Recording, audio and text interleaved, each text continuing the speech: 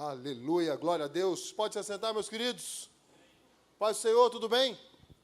Você está feliz com Jesus aí? Deus tem sido bom com você? Olha, que bênção. É um prazer, uma honra estar com os irmãos aqui nessa tarde tão maravilhosa, início de noite. E hoje nós temos um tema maravilhoso. Nós damos sequência aí na nossa semana da unção. E hoje é unção para... Faz de conta que você está lendo aqui agora. Hoje é unção para... Isso, crescimento espiritual, isso mesmo. Hoje nós estaremos falando sobre isso, sobre crescimento espiritual, sobre unção. Eu queria só compartilhar com vocês algumas coisas acerca disso e algumas coisas muito interessantes sobre unção. Você já viu o quanto essa unção com o óleo, o quanto isso é poderoso para as nossas vidas? Eu queria que você entendesse o significado disso, sobre o poder que tem o óleo da unção. O óleo da unção, olha só, para fins de funcionamento de uma engrenagem, por exemplo, o óleo, ele funciona e ele reduz atritos entre engrenagens. Então, para um bom funcionamento de uma forma mecânica, se você hoje usar as engrenagens mecânicas de um sistema para ele poder funcionar sem óleo, por questão de tempo, nós teremos problemas acerca dessas engrenagens, o atrito vai gerar um problema seríssimo e logo a engrenagem para. E a unção, o óleo da unção, ele reduz esse atrito e ele faz com que toda a engrenagem funcione. No corpo de Cristo não é diferente. Afinal de contas, entre nós, seres humanos, nós podemos aí correr o sério risco de, num relacionamento, ter atrito, não é verdade? E a unção que quebra esse atrito, que reduz isso, que gera transformação em nossas vidas. Os pastores, nos tempos onde foi escrito a palavra do Senhor, eles usavam o óleo da unção para gerar prevenção de dano contra as ovelhas. Era derramado o óleo da unção na cabeça das ovelhas, o óleo era derramado sobre a cabeça da ovelha. E aí, quando isso acontecia, esse óleo, ele protegia. Para quando as ovelhas tivessem um atrito com os bodes, na época do casalamento, por exemplo, e eles batiam as cabeças entre eles. E aí, com o óleo da unção sendo derramado na cabeça das ovelhas, esse atrito, ele reduzia dano. Olha como é importante o óleo da unção.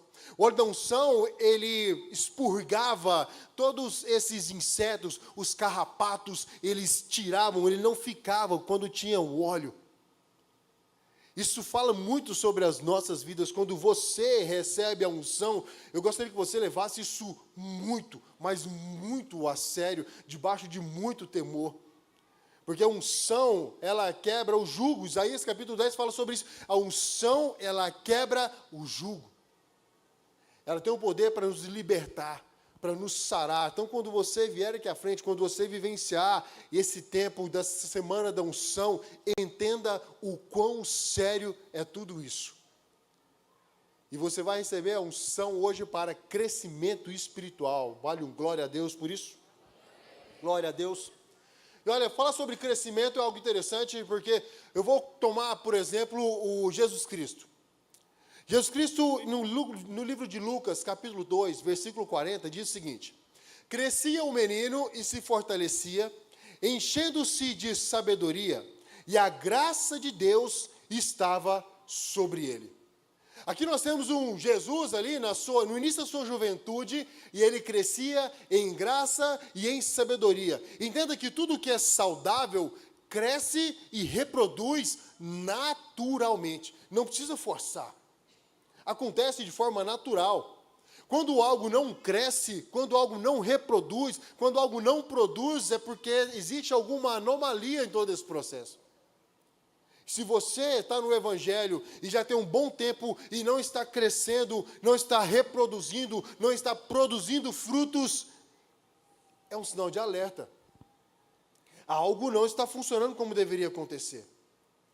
E aí, nós vemos esse entendimento e sobre esse crescimento espiritual que Jesus, ele estava buscando crescendo em graça e sabedoria. Entenda que Jesus, ele veio nessa terra com um propósito específico.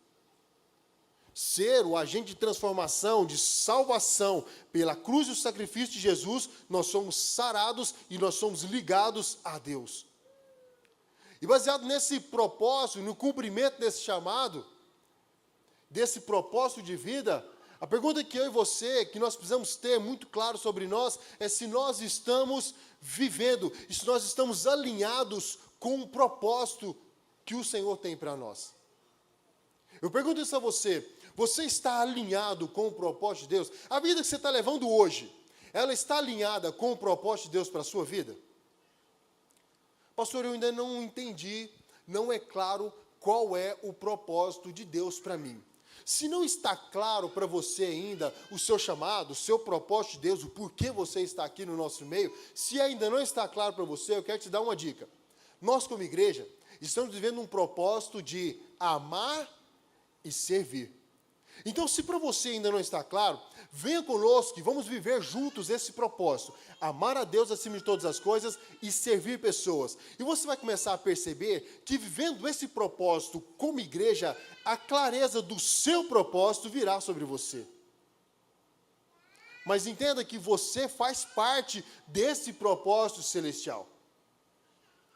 Dentro desse propósito, e aí nós vemos Jesus caminhando até que chega um momento que ele se entrega ao batismo nas águas. Em Mateus capítulo 3, versículo 17, nós vemos isso. E aí, nesse momento do batismo, algo sobrenatural acontece. A Bíblia diz que, eis que uma voz dos céus que dizia, este é o meu Filho amado, em quem me comprazo. Essa voz que veio, ela trouxe uma clareza, não só para Jesus, mas para todos que estavam ao redor, de quem era Jesus. Aqui nós estamos falando de Jesus, homem, sendo batizado. E naquele momento vem a voz, este é o meu filho. Então ficou muito claro para Jesus que ele era o Filho de Deus. Essa clareza dessa identidade de Jesus fez toda a diferença. Eu queria que você entendesse porque logo após o batismo, onde Jesus recebe essa clareza, ouve essa voz de que ele era filho amado e que trazia alegria para o seu pai. Aí então, na sequência do texto, você vai ver que esse start ministerial de Jesus, ele vem nessa confirmação, nessa afirmação da identidade de Jesus, de que ele é Filho de Deus. E aí então nós vemos um início ministerial, e o início ministerial de Jesus começa de uma forma inusitada. Começa com 40 dias de jejum e oração, e ali ele é tentado no deserto. No momento de tentação, você vê Satanás oferecendo para Jesus uma série de coisas. E aí parece até que Jesus foi tentado a mostrar quem ele era. Porque Satanás vira para Jesus e fala, se você é o Filho de Deus, pede essas pedras que virem pães. Se você é o Filho de Deus, pula daqui desse penhasco e os anjos vão cuidar de você. E ele começa, e até parece que vão começar a medir forças. Como se na provação vencesse quem tem mais poder.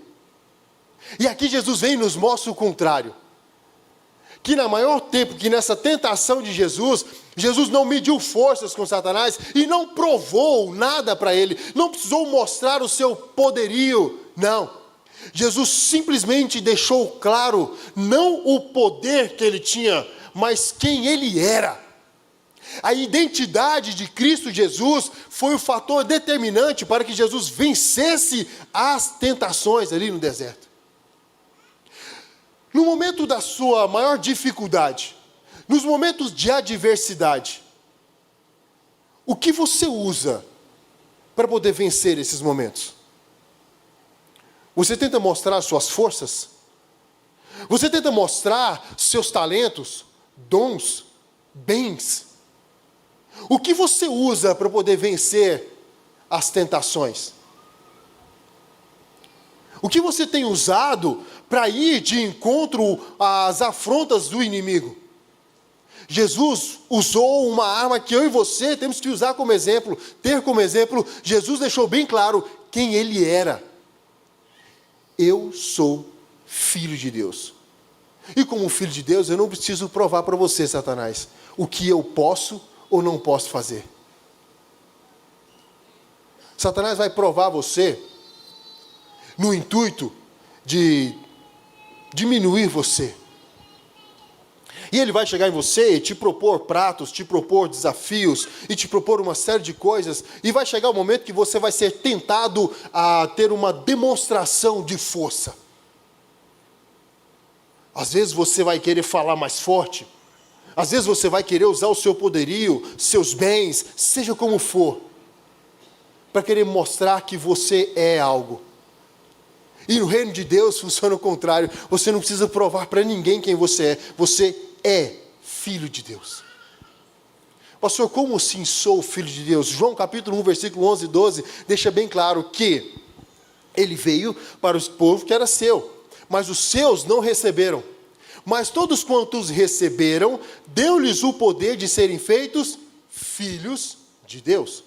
Se um dia você aceitou Jesus Cristo como o Senhor e Salvador da sua vida, se um dia você estava aqui e Ele levantou a sua mão e durante um apelo e se reconciliou com Jesus, ou entregou a sua vida para Jesus, nesse momento, se um dia você participou do batismo nas águas e declarou de forma pública a sua fé em Jesus Cristo, neste dia, neste momento, você recebeu esse grande presente e esta identidade de filho e filha de Deus.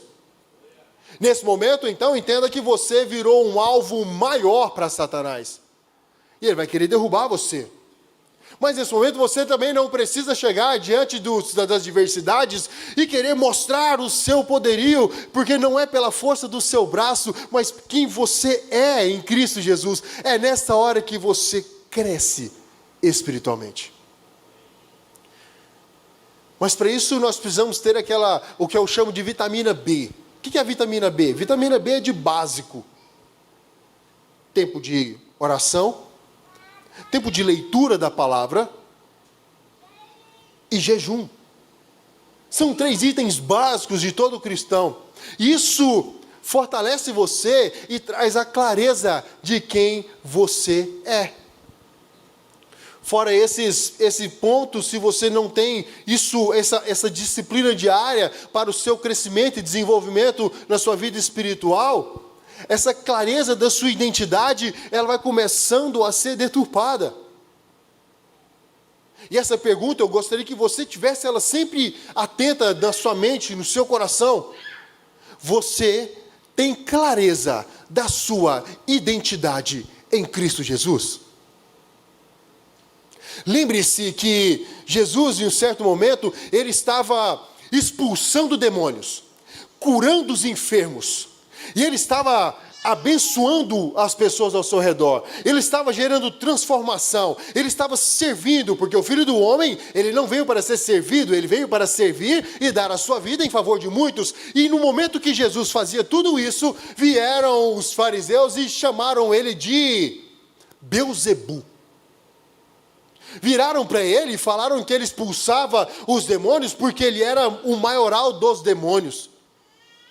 Às vezes você estava servindo, às vezes você estava abençoando pessoas, às vezes você já passou por uma situação onde você está ajudando, onde você está se entregando, onde você está amando, e nesse momento você foi confrontado, atacado e viveu momentos de extrema injustiça. Ao passo que você sofreu você se sentiu, teve aquela tendência de falar, quer saber?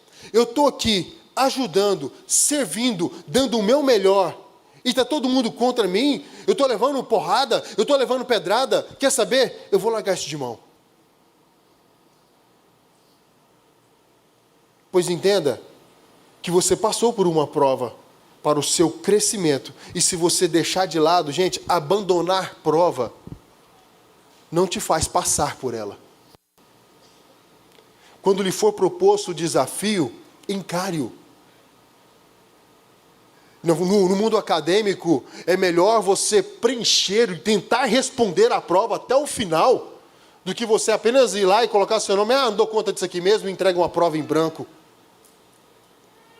Se esforce, porque maior é o Senhor em você do que aquele que está no mundo. Às vezes tudo isso que eu mencionei para você é algo que você está usando para omitir o seu chamado. Porque você sabe que você foi chamado. Você entende o seu talento e o seu dom, aquilo que Deus entregou para você. E às vezes por situações adversas do passado, você pega tudo isso, coloca de lado e fala: eu já tentei fazer, mas o sistema não permitiu. Eu tentei fazer, mas fulano, ciclano e beltrano não deixa. Você está passando pela prova. Você está sendo colocado em prova para que você possa crescer e evoluir. E entenda que no momento da provação, não é sobre mostrar poderio, mas entender claramente quem você é em Cristo Jesus. Aleluia! Está claro aqui para os irmãos? Essa tentação que Jesus sofreu não foi vencida por disputa de poder, mas com a clareza da identidade. Clareza de quem você é em Cristo Jesus. E o ministério de Jesus vai dando sequência. Coisas extraordinárias vão acontecendo. Até que chega um momento ímpar na vida de Jesus. Mateus capítulo 26, versículo 39.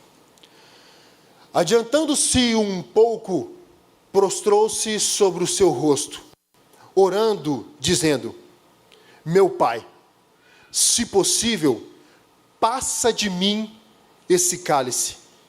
Todavia, não seja como eu quero, e sim como tu queres. Chega um momento onde o cálice do sacrifício nos é proposto. É um cálice de renúncia de direitos. É um cálice onde você tem que escolher se você vai verdadeiramente tomar esse cálice, vivenciar esse sacrifício de entrega, de renúncia, ou se você vai deixar isso passar. E Jesus, ele deixou muito claro que o cálice lhe foi proposto. E que cálice que era esse? O cálice da crucificação. Naquele momento, no Getsêmani, Jesus, ele recebe um segundo desafio, dentre tantos que ele viveu. Mas esse era mais intenso. Esse iria lhe custar a sua vida. Esse iria lhe custar toda a sua reputação. Tudo isso estava em jogo. Mas Jesus, ele não foge desse cálice. Ele deixa bem claro: se possível, passa de mim esse cálice, mas contudo, seja feita a sua vontade. Essa foi a oração de Jesus, mediante os desafios. Quando você se depara diante dos seus desafios diários, dos cálices de sacrifício, que às vezes são pequenos ou às vezes são grandes, qual tem sido a sua postura? Você tem passado esse cálice? Ou você, no mínimo, tem colocado diante do Senhor e falado assim: Deus, o que é que o Senhor quer que eu faça? É mesmo para que eu possa renunciar e seguir em frente e desenvolver minha vida no Senhor? Ou não? Deixa isso para lá. Quando o cálice da renúncia de direitos, quando o cálice da entrega, do sacrifício, do serviço e do amor lhe é proposto, qual tem sido a sua atitude mediante a isso? Falar sobre crescimento e desenvolvimento ministerial e espiritual é falar sobre assumir os cálices que nos são propostos, os desafios diários que nos são propostos. Porque não há crescimento espiritual sem a proposta do cálice do sacrifício. Não há como você virar e falar assim: eu vou desenvolver-me espiritualmente no meu ministério, se você, quando se depara diante dos desafios diários da sua vida, você os negligencia. Quando a igreja lhe propõe um desafio, quando o pastor chega diante de você e fala assim: ei, nós como igreja estamos contando com você, e você vira e fala assim: pastor, sabe como é que é? Está difícil agora, não vai dar. E você se isenta deste cálice. Entenda, o seu crescimento, ele vai ser postergado. Você não vai passar de fase. E você vai continuar vivendo um marasmo. Agora, a cruz foi qual Jesus escolheu. A cruz foi a maior dor, a maior exposição, a maior vergonha que um ser poderia viver. Cristo Jesus sendo crucificado por algo que ele não fez. Cristo não pecou. Mas também todo esse momento foi o principal catalisador da expansão do reino de Deus nessa terra. Imagina comigo, tente imaginar se Jesus abstém-se do cálice. Imagina se não houvesse crucificação. Se Jesus não tivesse sido crucificado, como estaríamos hoje? O que seria de nós hoje? Que evangelho nós teríamos nas mãos hoje? Um evangelho de alguém que fez algo maravilhoso, que serviu, que fez milagres, mas que no momento decisivo nos deixou na mão. Existem filhos que viveram isso com os pais, que foram cuidados pelos seus pais de forma intensa, de forma maravilhosa, mas que em momentos no ápice, momentos de extrema importância, olhou para o lado e vivenciou a negligência. E isso causa dor em você até hoje. Mas entenda que Cristo não negligenciou o desafio. Cristo foi até o fim. O maior ápice de expressão de amor e de dor. O maior ponto de entrega, que é tido como o ponto de inflexão, porque mudou-se toda a estrutura social, espiritual, o mundo foi abalado. O calendário hoje é narrado como antes de Cristo e depois de Cristo, porque alguém não negligenciou o cálice do sacrifício, da entrega e do amor. Não haverá crescimento sem beber do cálice do sacrifício. Mateus 16, 24. Jesus disse aos seus discípulos: se alguém quer vir após mim, a si mesmo se negue e tome a sua cruz e siga-me. Porquanto quem quiser salvar a sua vida, perdê-la-á. E quem perder a vida por minha causa, achá-la-á. E essa é a dinâmica extraordinária. É a loucura dos homens e a sabedoria celestial. Que quando você entrega a sua vida a Cristo, e parece que você está se perdendo, é nesse momento que você se encontra verdadeiramente. É quando você começa a servir e amar as pessoas ao seu redor, mesmo que não mereçam, é que você começa a se encontrar como gente, como ser humano, como aquele que você foi criado para ser, filho amado de Deus Pai. É nesse processo de entrega, de sacrifício, e às vezes parece que nós não vamos conseguir. Pastor, eu não consigo. Mas quando você decide crescer espiritualmente, se desenvolver e se entregar a Cristo, quando você decide, algo extraordinário acontece. Porque quando Jesus morreu na cruz e ressuscitou ao terceiro dia, chega um momento no Evangelho que você vai ver isso, que ele vai falar com os discípulos: olha, eu preciso subir aos céus. E aí os discípulos entram em paranoia, falam assim: não pode, não, fica aqui. Não, eu preciso ir, porque se eu não for, o Espírito Santo não vem. E ele vai entregar para nós o Espírito Santo, o Consolador, e que está conosco todos os dias. É a maior ferramenta que eu e você temos, o Espírito Santo de Deus. É Ele que nos fortalece. de forma prática. Às vezes o seu cálice de sacrifício é você liberar perdão para aquela pessoa que você está alimentando a mágoa. E você está há anos conhecendo o Evangelho, já leu a Bíblia, já participou de diversos cultos e ministrações, mas você carrega essa mágoa aqui dentro de você. E está lhe sendo proposto o cálice do sacrifício, da renúncia, onde você precisa liberar perdão para quem não merece. E aí nesse momento você fala assim: Deus, eu não consigo tomar desse cálice, mas eu decido fazer, e eu vou em frente. E quando você decide fazer isso, e tomar e beber desse cálice, e falar assim: eu vou em frente, eu vou seguir em frente, porque Cristo fez por mim, e eu farei também pelo próximo. E nesse momento, acontece algo extraordinário.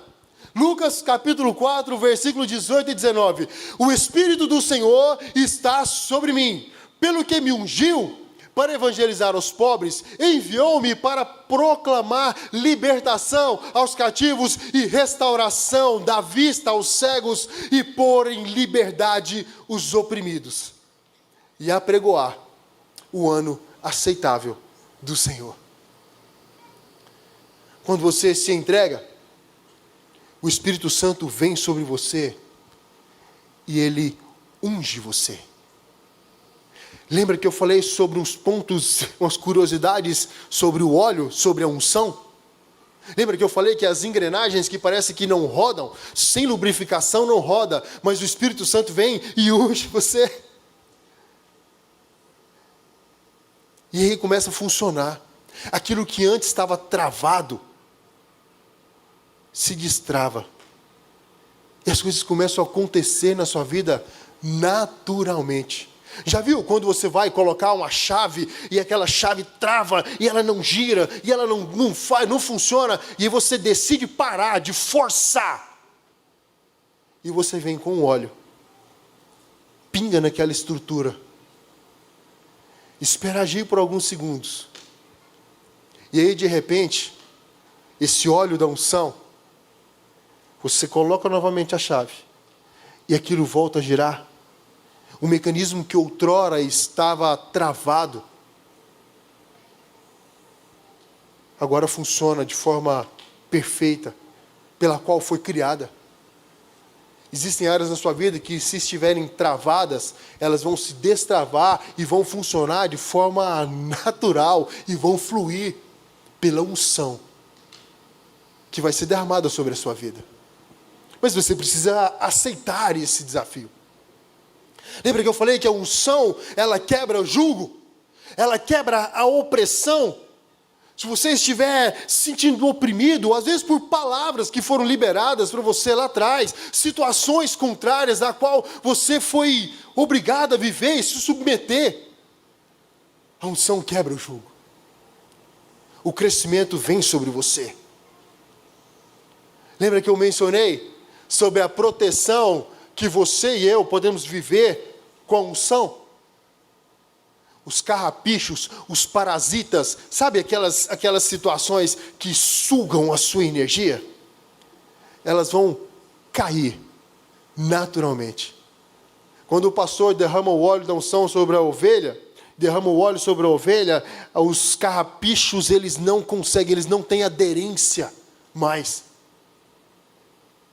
Você vai começar a perceber que aquelas inhacas, lembra? Sabe aquelas inhacas, aqueles entojozinhos? Vão começar a sair de perto de você. Porque a unção de um crescimento espiritual lhe foi derramada. E esse é o óleo que vai gerar transformação sobre a sua vida. Mas para isso, existe essa demanda de você se entregar, receber esse cálice e tomar sobre si a cruz que lhe é proposta. E você sabe, através do Espírito Santo que está falando no seu coração agora, qual é a atitude que você precisa tomar. Mas entenda, que no primeiro ponto você é filho e filha amada do Senhor, do seu Pai. independente do que lhe foi dito. Independente se alguém disse o contrário para você. Você entregou sua vida para Jesus? Se você ainda não fez isso, você pode nos procurar aqui no final e falar assim: olha, pastor, eu quero reconciliar com Cristo, eu quero entregar minha vida para Jesus. Você terá a oportunidade, você pode nos procurar. E nós teremos um prazer e a honra de orar contigo sobre isso. Mas você é filho. Você é filha. Você não precisa medir força. Você não precisa vencer, porque não é sobre esforço e não é por poder, é pelo Espírito Santo de Deus. E através dessa unção, recebendo o cálice, assumindo a sua cruz, no primeiro momento parece que a sua vida vai ser perdida. No primeiro momento parece que vai tudo se perder. Mas quando você menos esperar, você se encontrará em um propósito celestial. E a paz que excede todo entendimento vai invadir o seu coração de forma tão maravilhosa. O sorriso brotará dos seus lábios. Você vai começar a perceber aquilo que está em Salmo 126, que você semeou com lágrimas, mas você voltará trazendo a sua colheita com alegria. E o Senhor será honrado e glorificado em todo esse processo. Esse é o desejo do meu coração para você, meu querido, minha querida. Esse é o desejo do meu coração para que você possa vivenciar isso. Que você possa crescer espiritualmente de forma sobrenatural nesse ano de 2025. Ame ao Senhor com intensidade. Sirva as pessoas ao seu redor. E você viverá aquilo que você nunca viveu ainda de forma sobrenatural. Em nome de Jesus Cristo. Amém e amém.